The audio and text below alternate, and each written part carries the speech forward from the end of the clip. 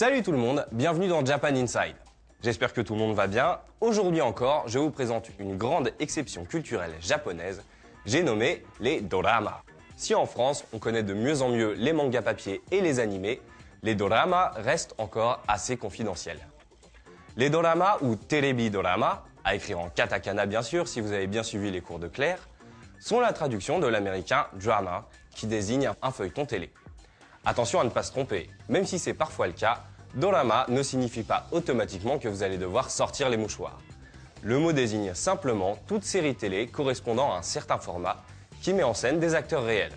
Le dorama touche à tous les styles, comédie, horreur, amour ou tragédie.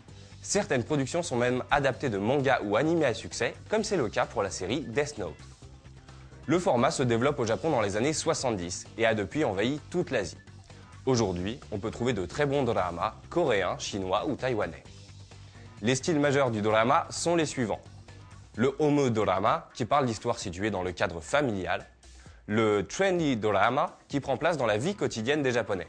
A noter que les trendy doramas ont ce petit plus sympa qu'ils sont souvent tournés quelques semaines avant leur diffusion dans les quartiers de Tokyo, ce qui permet aux fans de se rendre régulièrement sur les lieux de tournage. Mais il y a aussi le dorama scolaire pour les nostalgiques des uniformes et de cartables 1000 fois trop lourds, le dorama policier, le dorama professionnel dans le monde de l'entreprise, ou encore le dorama historique avec ses histoires de samouraïs. Enfin, il y a le genre très bizarre du dorama tragique où les personnages principaux sont atteints de maladies incurables et finissent toujours par mourir à la fin de la série. Complètement glauque. Enfin bref. Si le monde du dorama vous fait envie, il faut savoir que si les aficionados français ne sont pas légion, ils sont dévoués et motivés à faire partager leur passion et de nombreux sites vous permettent de visionner sur internet ces séries qui ne sont pas encore distribuées en France. C'est tout pour ce numéro de Japan Inside, je vous dis à la semaine prochaine, ja, mata kondo!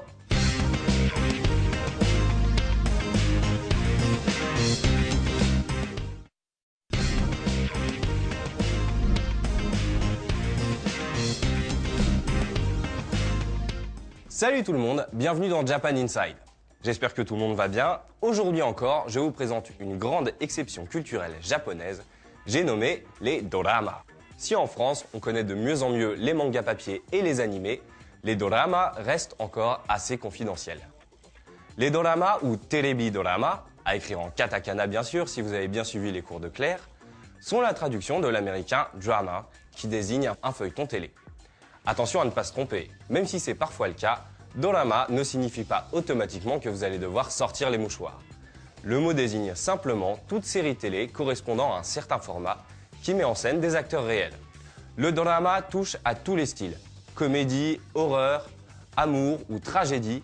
Certaines productions sont même adaptées de mangas ou animés à succès, comme c'est le cas pour la série Death Note. Le format se développe au Japon dans les années 70 et a depuis envahi toute l'Asie.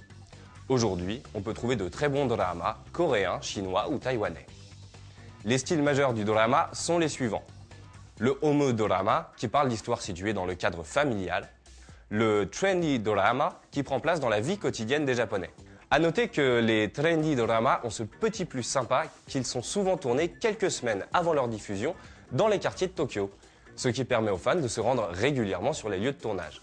Mais il y a aussi le dorama scolaire pour les nostalgiques des uniformes et de cartables 1000 fois trop lourds, le dorama policier, le dorama professionnel dans le monde de l'entreprise, ou encore le dorama historique avec ses histoires de samouraïs. Enfin, il y a le genre très bizarre du dorama tragique où les personnages principaux sont atteints de maladies incurables et finissent toujours par mourir à la fin de la série.